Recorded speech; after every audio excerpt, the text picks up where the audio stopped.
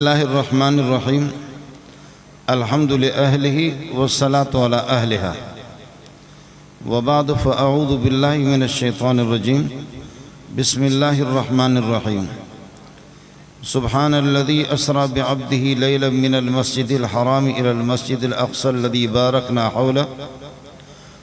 باركنا حوله لنريه من آیاتنا انه هو السمیع البصیر اللهم صل على محمد وعلى آل محمد كما صليت على إبراهيم وعلى آل إبراهيم إنك حميد مجيد اللهم بارك على محمد وعلى آل محمد كما باركت على إبراهيم وعلى آل إبراهيم إنك حميد مجيد اسٹیج پہ تشریف فرما حضرات علماء کرام، جلسے کے منتظمین، قاری مطہر صاحب رحمۃ اللہ صاحب، مولانا رشید صاحب اور دیگر کارکنان حضرات جنہوں نے اس پروگرام کا اہتمام کیا ہے، اللہ تعالیٰ آپ حضرات کو جزائے خیر عطا فرمائیں کہ اس کار خیر میں اتنے لوگوں کو آپ نے جمع کیا۔ انشاءاللہ یہ بروز قیامت پیارے پیغمبر صلی اللہ علیہ وسلم کے سامنے آپ حضرات کے لیے انشاءاللہ ذریعہ نجات بنے گا جن نوجوانوں نے اس میں حصہ لیا ہے۔ دوستو، بغیر کسی تمہید کے آپ حضرات اللہ تعالیٰ آپ کو مکہ اور مدینہ کی زیارت کرائے۔ اب تو اس زمانے میں مسجد حرام، جہاں مسجد حرام تھی، مسجد حرام سے اس طرف جیسے آپ جائیں گے تو ایسے کھڑے ہو جائیں گے آپ کے الٹے ہاتھ پہ۔ یہاں اب یہ ترکیوں نے جو تعمیر کی ہے اور ترکیوں کی تعمیرات کے جو پلر ہے، ان پلروں پہ ایک پلر پہ آپ کو گول سا سرخ سا نشانہ لگی معلوم ہوگا۔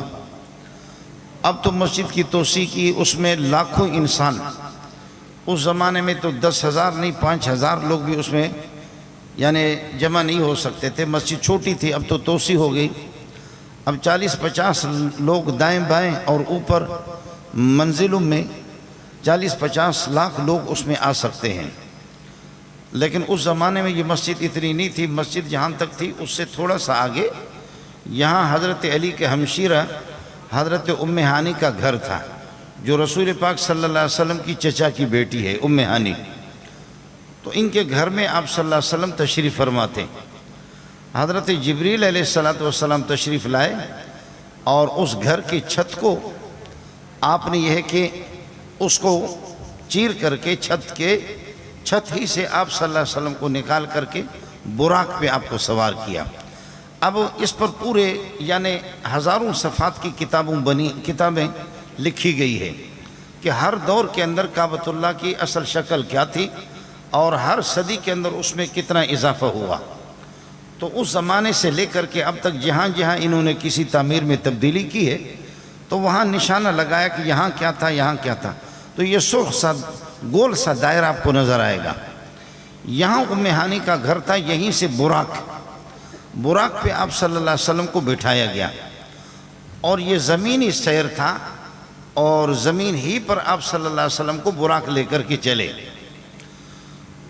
براق وہ نہیں ہے کہ جو میرے اور آپ کے گھروں کے اندر ایک تصویر لگی ہوتی ہے کہ گھوڑے کی تصویر ہے یا گھوڑی کی تصویر ہے، پھر اس کے ساتھ ایک خاتون کی خوبصورت ایک خاتون کی تصویر لگائی ہے۔ یہ کوئی بغیرت قسم کا انسان گزرا ہوگا دنیا میں جس ذلیل نے یہ تصویر بنائی ہے۔ براق یہ نہیں ہے۔ حدیث میں یہ کہا گیا ہے کہ دراز گوشت آپ سمجھتے ہیں، دراز گوشت جس کے بڑے لمبے لمبے یہ ہے کہ کان ہوں، گدھے کو کہتے ہیں۔ دراز گوشت میں اس لیے کہہ رہا ہوں کہ جب محدثین اور مفسرین جب رسول پاک صلی اللہ علیہ وسلم نے جب دراز گوشت پر سواری کی ہے تو یہ نہیں کہتے کہ نبی نے گدھے پر سواری کی ہے۔ بعض مولوی ہمارے جوش میں آ کر کے کہتے نبی گدھے پر سوار ہو گیا، تو مولوی چونکہ خود گدھائی ہوتا تو گدھا گدھائی سے ترجمہ کرے گا، اس لیے محدثین اس سے منع کرتے ہیں کہ جب دراز، اس لیے محدثین کہتے ہیں دراز گوشت جس کے لمبے لمبے کان ہیں۔ حضرت نے دراز گوشت پر سواری کی ہے، لیکن یہ نہیں کہتے محدثین اور مفسرین، ان کو جرأت بھی نہیں ہوتی کہ نبی نے گدھے پر سواری کی ہے۔ اور میں نے عرض کیا کہ مولویوں کی ہماری ایک بڑی تعداد ہوتی جو ہوتی گدھے، تو وہ کہتے کہ نبی نے گدھے پر سواری کی ہے۔ تو گدھے سے وہ منع کرتے ہیں کہ یہ نہ کہیں آپ. تو یہ دراز گوشت سے ذرا اوپر کا جانور تھا اور گھوڑے سے کچھ یہ ہے کہ گھوڑے کے قد سے کچھ کم. حضرت کو اس پہ سوار کیا اور یہاں سے پھر یہ ہے کہ آپ مسجد اقصیٰ کی طرف. اس زمانے کے اندر یہ دو مسجدیں تھیں، مسجد حرام اور مسجد اقصیٰ. اقصیٰ کا معنی بالکل کنارہ والی مسجد. تو یہ دونوں مسجدیں اس طریقہ پر ہے کہ اگر آپ یہاں سے مسجد حرام کا رخ کریں گے، مثلا میں یہاں کھڑا ہوں تو بالکل مسجد اقصیٰ اسی مقابل میں آ جاتی ہے.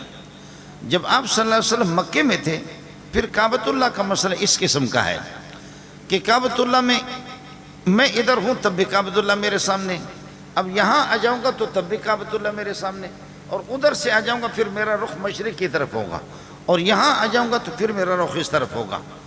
کعبۃ اللہ کے دائیں بائیں آدمی وہاں جب کعبے کے اندر اور مسجد حرام کے اندر آپ جس طرف بھی کھڑے ہوں آپ اپنا رخ کر سکتے ہیں. لیکن حضرت اقدس صلی اللہ علیہ وسلم قربان جاؤں اس بات کو سمجھنے کی چیز ہے. حضرت صلی اللہ علیہ وسلم کو حکم تھا کعبۃ اللہ کی طرف رخ کرنے کا، لیکن چونکہ مسجد اقصیٰ وہ بھی قبلہ اول رہا ہے، وہ بھی قبلہ رہا ہے، تو اس لیے آپ صلی اللہ علیہ وسلم یہاں کعبۃ اللہ کے اس طرف ایسے کھڑے ہو جاتے یہاں سے کہ آپ کا رخ براہ راست نیت ہوتی تھی تو کعبۃ اللہ کی طرف رخ کر کے، لیکن اسی کے بالمقابل مسجد اقصیٰ اور مسجد اقصیٰ بھی ہوتی تھی. تو گویا کہ ایک تیر سے دو شکار ہو گئے کہ مسجد حرام کی طرف بھی آپ کا رخ ہے اور مسجد اقصیٰ کی طرف بھی ہے. تو سب کو سبحان اللہ، حضرت نے دونوں کا رخ بھی کیا. پھر یہاں سے جب آپ مدینہ ہجرت کا تشریف لے گئے تو مدینہ میں پھر 16 مہینہ 17 مہینہ آپ کو حکم ہو گیا کہ مسجد اقصیٰ کی طرف رخ کرو. 16-17 مہینے کے بعد پھر حکم ہو گیا کہ مسجد حرام کی طرف رخ کرو. غرض یہ ہے کہ آپ یہاں اس براق کے ذریعے سے، برق کہتے بجلی کو عربی میں، بجلی کی طرح وہ تیز دوڑ رہی تھی، بجلی کی طرح وہ براق تیز دوڑ لگا رہے تھے. یہاں سے آپ مسجد اقصیٰ پہ پہنچے تو حضرت انبیاء کرام علیہ السلام کے ان کے ارواح مقدسہ پاکیزہ ارواح وہ جنت میں ہوتے ہیں، اعلیٰ علیین میں. اس روح کا تعلق اس سے نبی کی قبر میں جو مزار میں جو جسد مبارک ہے اس سے بھی اس روح کا تعلق ہوتا ہے اور مضبوط تعلق ہوتا ہے. جب آپ یہاں مسجد اقصیٰ پہ پہنچے تو 1.25 لاکھ انبیاء آپ کے استقبال کے لیے تشریف لائے تھے. آپ حضرات کو نیند تو نہیں آ رہی ہے؟ میں ایک مولوی ہوں، پڑھانے والا آدمی ہوں، میں چاہ رہا ہوں کہ غرض مقصد کی بات آپ کے سامنے عرض کروں. جب آپ اس براق کے ذریعے سے مسجد اقصیٰ پہ پہنچے تو 1.25 لاکھ انبیاء آپ کے استقبال کے لیے آئے تھے. لیکن آپ کی اطلاع کے لیے عرض کروں، یہ کتے کا بچہ غلام احمد قادیانی ان میں نہیں تھا. آپ سمجھے نہیں؟ نہ اس کو خود بھی اس کا کبھی دعویٰ نہیں ہے، کسی کتاب میں بھی نہیں لکھا کہ میں وہاں تھا. یہ اس سے بھول گیا. اور فارسی میں کہتے ہیں کہ دروغ گو حافظ نباشت، جو جھوٹا ہوتا ہے اس کی یادداشت بہت کمزور ہوتی ہے. تو اس خنزیر نے کسی کتاب کے اندر بھی نہیں لکھا کہ میں بھی اس مجمع میں موجود تھا. یہ وہاں نہیں تھا. اس کی بنیادی وجہ یہ ہے کہ حضرت اقدس صلی اللہ علیہ وسلم 1.25 لاکھ نبی سے پہلے آئے ہیں، پیدا بھی ہوئے اور اپنے زمانوں میں وہ نبی بن کر کے اپنے علاقوں میں آئے. وہ تو نبی سے سابق حضرات تھے، اور یہ تو اس کے بعد 1500 سال بعد یہ کتے کا بچہ غلام مرتضیٰ جو اس کا باپ تھا اور چاند بی بی اس کی ماں تھی، یہ تو ہندوستان میں بعد میں پیدا ہوا. ہندوستان اور پاکستان کی زمین اس قسم کی زرخیز ہے. زمین ہندوستان اور پاکستان کی بہت زرخیز ہے کہ ہندوستان سے نبی بنتے لیکن ان کا چرچا زیادہ پاکستان میں ہوتا ہے. گویا کہ ہندو میں کچھ غیرت ہے لیکن ہم لوگ بے غیرت ہیں. اس کا چرچا ہندوستان میں اتنا نہیں ہوا جتنا پاکستان کے اندر 1947 میں پاکستان بن گیا. پھر ہمارے نبی جو ہے وہ اس میں یورپ میں، برطانیہ میں اور فرانس میں، امریکہ میں نبی ہمارے بنتے ہیں. لیکن وہاں کتے کے بچے نبوت کے دعویٰ نہیں کرتے، وہ پاکستان میں آتے